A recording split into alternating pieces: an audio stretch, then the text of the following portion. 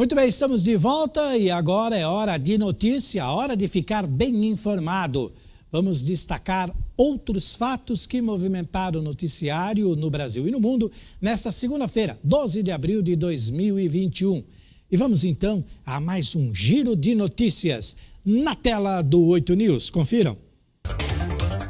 Agora vamos atualizar os números do triste balanço sobre a pandemia com o nosso demonstrativo aqui do país, conforme o último boletim divulgado pelo site oficial do Ministério da Saúde, o Covid-19 Painel Coronavírus Brasil. Ele foi emitido ontem, domingo, dia 11 de abril, às 18 horas e 10 minutos. Vamos lá então. O número acumulado de casos confirmados da doença é de 13.482.023.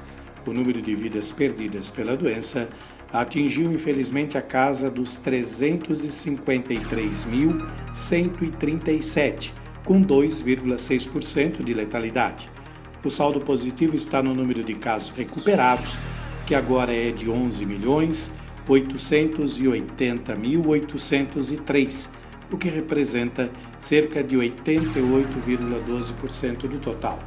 São Paulo, que ainda é o epicentro da doença no país, registrou 2.643.534 casos confirmados da doença, com 82.917 óbitos. Vamos conferir também o balanço em alguns outros estados, começando pelo Rio de Janeiro, onde o número de contaminados chegou a 679.654 e o número de vidas perdidas a 39.423. Em Minas Gerais, 1.225.818 pessoas foram contaminadas e 28.004 infelizmente morreram até agora. No Rio Grande do Sul, foram até o momento 891.554 contaminações e 21.881 mortes. Em Rondônia, o número de contaminados pela Covid-19 é até agora de 197.624 e o número de mortos chegou a 4.548. E ontem, o mundo ultrapassou a assustadora marca dos 136.600.000 casos de Covid-19. De acordo com dados compilados pela Universidade Johns Hopkins, agora são 136.610.181 pessoas infectadas pelo coronavírus em todo o planeta. E o número de mortos corresponde a 2.948.589. Os Estados Unidos lideram esse triste balanço e o Brasil ocupa ainda a terceira posição do painel atrás da Índia. Esses dados também foram atualizados na noite de ontem. Já o balanço da vacinação contra a Covid-19 desta segunda-feira, dia 12 de abril, aponta que 23.286.249 pessoas já receberam a primeira dose da vacina contra a Covid-19. Esse número representa 11% da população brasileira. A segunda dose já foi aplicada em todos os estados e no Distrito Federal em 7.052.402 pessoas, cerca de 3,33% da população do país. No total, 30.338.651 doses foram aplicadas em todo o país. No estado de São Paulo, 11,74% da população já foi vacinada com a primeira dose até agora, o que representa 5.436.333 pessoas. 4,77% da população de São Paulo recebeu a segunda dose, ou seja, 2.193.091 pessoas. No total, o estado de São Paulo já vacinou 7.643.448 pessoas.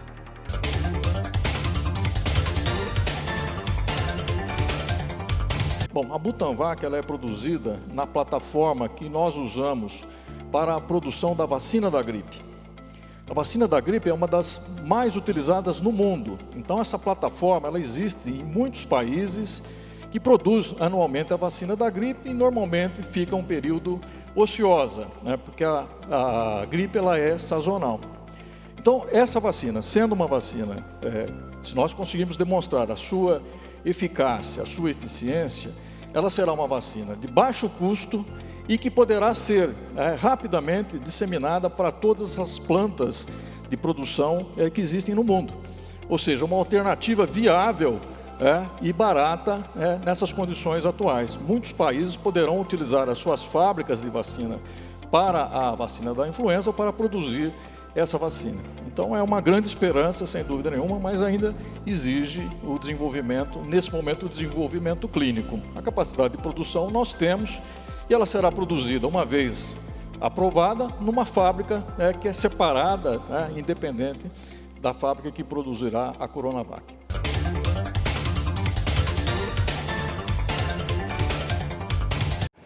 Cientistas da Universidade Médica Fujita, no Japão, desenvolveram um sistema robótico capaz de realizar testes de Covid do tipo PCR de forma automatizada.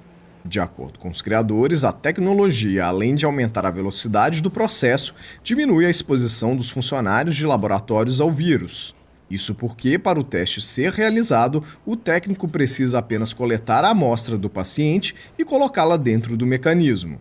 Em seguida, o robô realiza todo o procedimento e é capaz de processar até 1.250 amostras por dia. O mecanismo automatizado de testagem tem ainda a vantagem de ser construído dentro de um container, o que torna possível transportar e incorporar rapidamente o sistema a um centro médico.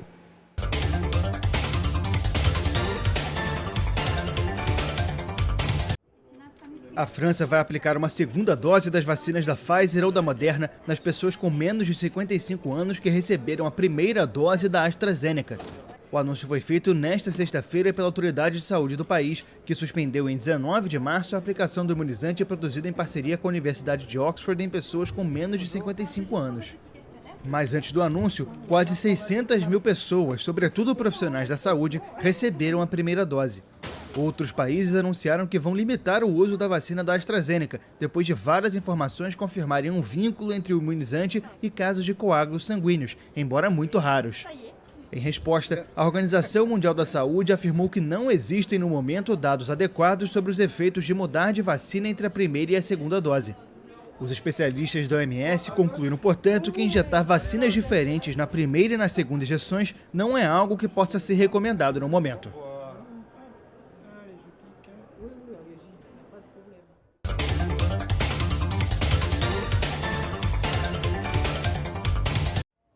O governo do estado de São Paulo confirmou nesta sexta-feira o fim da fase emergencial do combate à Covid-19 a partir da próxima segunda-feira e o retorno para a chamada fase vermelha.